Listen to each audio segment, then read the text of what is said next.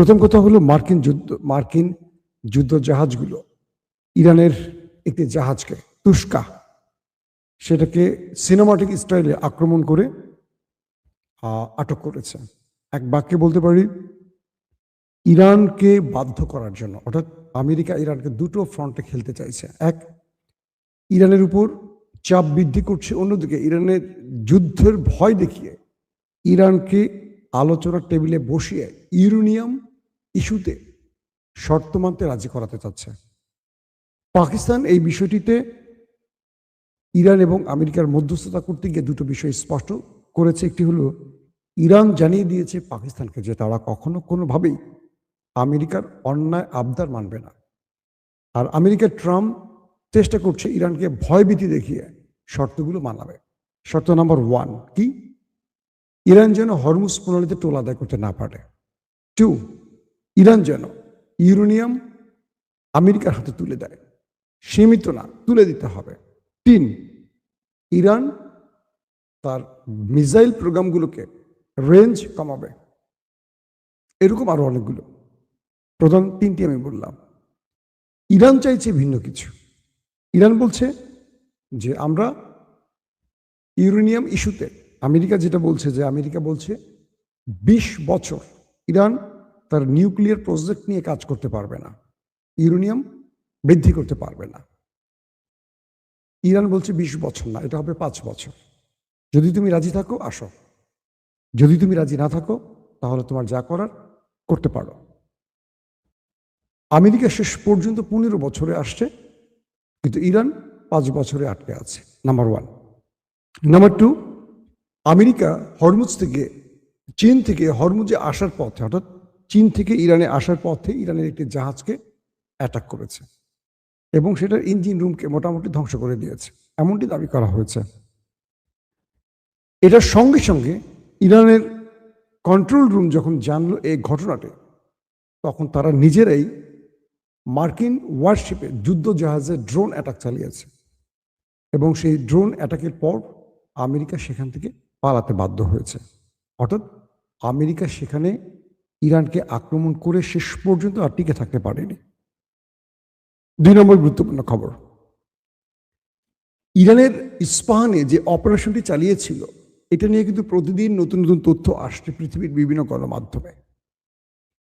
ইরানের বিরুদ্ধে বা ইস্পাহানে নিউক্লিয়ারকে লুট করার জন্য বা চুরি করার জন্য বা হাতিয়ে নেয়ার জন্য আমেরিকার বিশাল একটা সৈন্যবহর, কমান্ডো বাহিনী, কয়েক ডজন যুদ্ধ বিমান, কয়েক ডজন এক কথা এয়ারক্রাফট নিয়ে প্রবেশ করেছিল এবং ইরান এই বিষয়টি টের পেয়ে তার সকল প্রস্তুতি সম্পন্ন করেছিল। পরবর্তী এই অপারেশনটি যখন চলছিল, মার্কিন প্রেসিডেন্ট ডোনাল্ড ট্রাম্প তিনি ছিলেন সিচুয়েশন রুমে। আমেরিকার এই রুমটি থেকে যুদ্ধের মূল গ্রিন সিগন্যালটি বা নির্দেশ দেওয়া হয় এবং এই সিচুয়েশন রুম থেকেই মূলত রাষ্ট্রের সর্বোচ্চ ডিরেকশনগুলো দেওয়া হয় প্রেসিডেন্টের পক্ষ থেকে। ওয়াল স্ট্রিট জার্নাল, মার্কিন অন্যতম একটি গণমাধ্যম, বলছে যে যখন আমেরিকার কমান্ডো বাহিনী স্পেশাল ফোর্স ইরানে ঢুকেছিল অপারেশন করতে তাদের পাইলট উদ্ধারের নাম করে, তখন পুরো প্রোগ্রামটি আমেরিকার প্রেসিডেন্ট এবং টপ জেনারেলরা লাইভ দেখছিলেন সিচুয়েশন রুমে বসে। যখন দেখলেন যে মার্কিন বিমানগুলো আটকে পড়েছে এবং ইরানের হামলার শিকার হয়েছে, ইরান তাদেরকে চারদিক থেকে ঘিরে ব্যাপক ধোলাই দিচ্ছে, তাদের একটার পর একটা যুদ্ধ বিমান ধ্বংস হয়ে যাচ্ছে, তাদের গর্বের ফাইটার জেটগুলো ধ্বংস হয়ে যাচ্ছে, তাদের ব্ল্যাক হক হেলিকপ্টারগুলো ধ্বংস হয়ে আশ্রয় পড়ছে, আগুন জ্বলে যাচ্ছে। ডোনাল্ড ট্রাম্প চিৎকার করেছে, কাগজ সব ছুঁড়ে ফেলেছে, চিৎকার করে কেঁদেছে। কে বলছে? Wall Street journal. ট্রাম্পের এই অবস্থা দেখে সবাই ভয় পেয়ে গেছে যে ট্রাম্প কি ইরানের নিউক্লিয়ারের অর্ডার দিয়ে বসে কিনা, কারণ তার সেই ক্ষমতাটা আছে। ট্রাম্পের আশপাশে থাকা মার্কিন টপ জেনারেলরা ট্রাম্পকে আশ্বস্ত বা বোঝাবার চেষ্টা করেছে। তাকে বলছিল, মিস্টার প্রেসিডেন্ট, এটি যুদ্ধ, জয় পরাজয় থাকবে। আজকে আমরা পরাজিত হলেও কালকে আমরা জিতব। ট্রাম্প কারো কথা শুনছিলেন না, চিৎকার করছিলেন, কাঁদছিলেন এবং ইরানকে ধ্বংসের শপথ নিচ্ছিলেন, শাউট করে বলছিলেন আমরা ইরানকে শেষ করে দেব, এই করব সেই করব। শেষ পর্যন্ত পাকিস্তানের পা ধরে ইরানের সাথে যুদ্ধবিরতি করতে পেরেছিল আমেরিকা। এরপর ইসরায়েল আবারও ট্র্যাপে ফেলে আমেরিকাকে, বলে যে যুদ্ধবিরতির সময়টি হবে ইরানকে ধোঁকা দেওয়ার মূল টাইম আমাদের। ইরানকে বলা হয় যে আমরা 2 সপ্তাহের একটি আলোচনার মধ্য দিয়ে সকল সমাধান খুঁজে নেব। ইরান আমেরিকার এই প্রস্তাব প্রথমে রাজি হয়নি, পরবর্তী কয়েকটি মুসলিম দেশ ইরানকে এই বিষয়টিতে রাজি করায় এবং তারা গ্রান্টার রাষ্ট্র হিসেবে সামনে দাঁড়ায়। ইরান বলে আমরা ডোনাল্ড ট্রাম্পকে বা আমেরিকাকে বিশ্বাস করি না, আমরা জানি যে পেছন থেকে সে ছুরি চালাবার ওস্তাদ, তারপরও যেহেতু আপনারা চাচ্ছেন আমরা রাজি। এরপরে লেবানন ইস্যুতে আবারও ইরান বেঁকে বসে, কারণ লেবাননে ইসরায়েল টানা সিরিজ হামলা করে এবং সবচেয়ে বড় হামলাগুলো লেবাননে হয় ওই দখলদার দেশটির পক্ষ থেকে। পরে ইরান যখন বেঁকে বসে একটা সময় কোনোভাবেই থামছিল না নেতানিয়াহুর বাহিরে। এরপর হঠাৎ এক রাতে ইরান ইসরায়েলে বড় রকম আক্রমণের চূড়ান্ত সিদ্ধান্ত নেয়। এই সংবাদটি সিআইএর মাধ্যমে আমেরিকার হোয়াইট হাউসে পৌঁছে যায় এবং ডোনাল্ড ট্রাম্প নেতানিয়াহুকে ফোন করে 12 দিনের যুদ্ধবিরতি করতে বাধ্য করে, নতুবা ইরান ওই দেশটিকে ঝাঁঝরা করে ফেলবে, এই হুমকিটাও ডোনাল্ড ট্রাম্প তাকে দেয়। এই পরিস্থিতির পর আসলে কি ঘটছে? এখন যে অবস্থাটি তৈরি হয়েছে যে ওমান সাগরে ইরান আমেরিকা মুখোমুখি হয়ে আছে। ইরান মার্কিন ওয়ারশিপকে টার্গেট করছে, আমেরিকা ইরানের জাহাজকে খুঁজছে। দুই পক্ষের মধ্যে উত্তেজনা। আজকে পাকিস্তানে মার্কিন প্রেসিডেন্টের পক্ষ থেকে জেরার্ড কুশনার এবং স্টিভ উইটকফ আলোচনার জন্য গেছেন, কিন্তু ইরান সেখানে পৌঁছয়নি। ইরানের তাসনিম নিউজ যে রিপোর্টটি কিছুক্ষণ আগে পাবলিশ করেছে, সেখানে তারা বলছে কি যে ওয়াশিংটনের পরস্পর বিরোধী কর্মকাণ্ডের কথা উল্লেখ করে ইরানের পররাষ্ট্র মন্ত্রণালয়ের মুখপাত্র বলেছেন ইসলামাবাদ যুক্তরাষ্ট্রের সঙ্গে পাকিস্তানের মধ্যস্থতায় নতুন দফা আলোচনায় অংশগ্রহণের বিষয়ে কোনো সিদ্ধান্ত নেয়নি।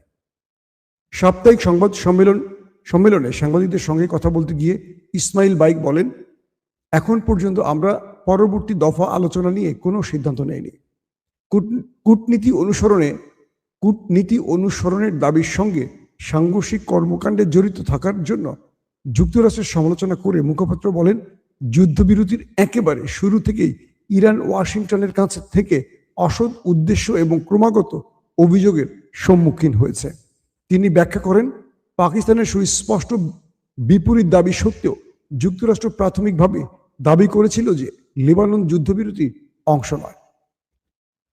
বাকায় আরো বলেন, একটি সমালোচনায় পৌঁছানোর পরেও ইরান হরমুজ প্রণালীতে সামুদ্রিক কর্মকাণ্ডের সম্মুখীন হয়েছে, যার মধ্যে রবিবার রাতে একটি ইরানি বাণিজ্যিক জাহাজের উপর মার্কিন হামলাও হয়েছে, যাকে তিনি যুদ্ধবিরতির লঙ্ঘন এবং আগ্রাসনের কাজ বলে বর্ণনা করেন।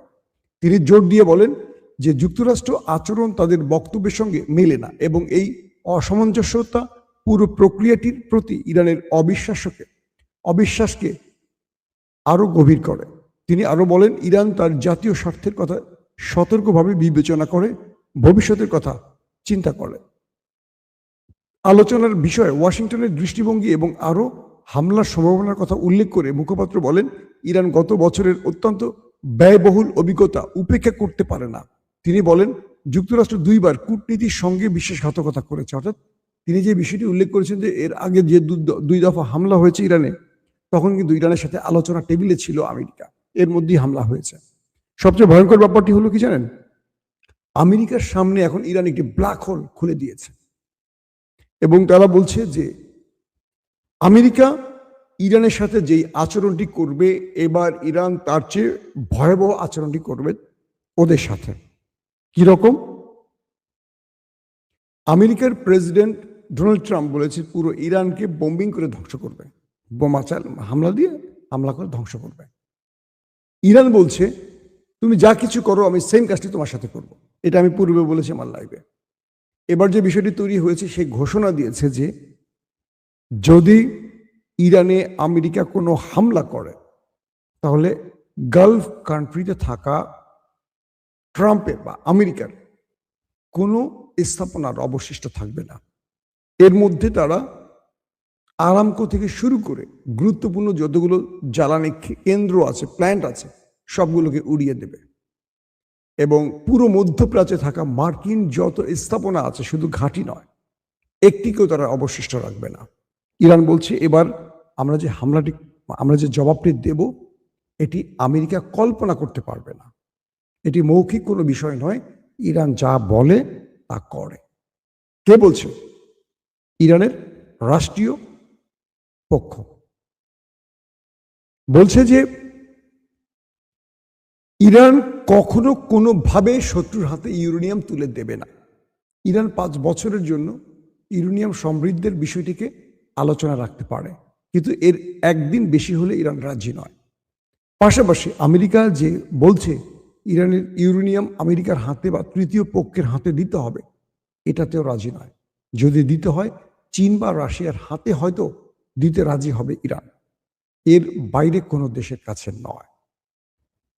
পাশাপাশি ইরান এটিও বলছে আমেরিকা আমাদেরকে যে হুমকি দিচ্ছে, এবার আমেরিকার জন্য আমাদের বক্তব্য হলো যে আমেরিকা গতবার যা কিছু করেছে ইরান তার জবাব দিয়েছে, আর এবার ইরান যে জবাবটা দিতে যাচ্ছে এটা আমেরিকার কল্পনার বাইরে। মানে আমেরিকা এটাকে কল্পনা করতে পারছে না যে কি জবাবটা ইরান দিতে পারে। আমি গত 2 দিনের লাইভে আপনাদের কিছু আভাস দিয়েছি যে কি কি টাইপের হামলার খবর ইরান দিয়েছে। তারা এমন কিছু মিসাইলকে এবার হাজির করছে যে মিসাইলগুলো এক প্রকার আমেরিকার চিন্তার বাইরের মিসাইল, যেগুলোকে গত 1.5 মাস ধরে তৈরি করেছে ইরান। মানে 28 ফেব্রুয়ারি যুদ্ধটা শুরু হওয়ার পর থেকে ইরান নতুন আদলে তৈরি করেছে আমেরিকা এবং ইরানকে টার্গেট করে এই মিসাইলগুলো তৈরি করেছে ইরান। পাশাপাশি তারা এমন কিছু প্রতিরক্ষা ব্যবস্থাকে হাজির করছে। ইরান বলছে যে আমরা এমন কিছু প্রতিরক্ষা সিস্টেমকে এবার ব্যবহার করব, আমেরিকার যুদ্ধ বিমান ইরানে ঢুকে নিশ্চিন্তে ফিরে যেতে পারবে না। তো এই পরিস্থিতিতে দুই দেশ এখন মুখোমুখি। যে কোনো সময় আমরা দেখব যুদ্ধের ঘন্টা বেজে গেছে, কেউ কাউকে ছাড় দিতে রাজি না। যদি পাকিস্তানি ট্রাম্প বলছে বা আমেরিকা বলছে যদি পাকিস্তানে এই আলোচনা ব্যর্থ হয়, তাহলে আমেরিকার আলোচনায় বসবে না, আর আমেরিকা সরাসরি ইরানে আক্রমণ করবে। তো এই পরিস্থিতিতে এখন দুই দেশের মধ্যে বা দুই দেশের পরিস্থিতির মধ্যে আমরা এইটুকু বলতে পারি, আমরা একটা ভয়াবহ কিছু দেখতে যাচ্ছি। আবারও বলছি, আমরা যুদ্ধ চাই না, আমরা শান্তি চাই, আমরা শান্তির পক্ষের মানুষ। কারণ এই যুদ্ধ পৃথিবীতে বহু দেশকে অনেক বড় বিপদে ফেলে দিয়েছে। আমাদের মতো দরিদ্র দেশগুলোর অবস্থা আরো করুন। আশা করব এই যুদ্ধ দ্রুত শেষ হবে। দর্শক, আজ রাত 11টা থেকে 12টায় আমি আরেকবার লাইভে আসার চেষ্টা করব ইনশাআল্লাহ। সেই পর্যন্ত আপনাদের কাছ থেকে বিদায় নিচ্ছি। প্রত্যেকে ভালো থাকবেন। আল্লাহ হাফেজ।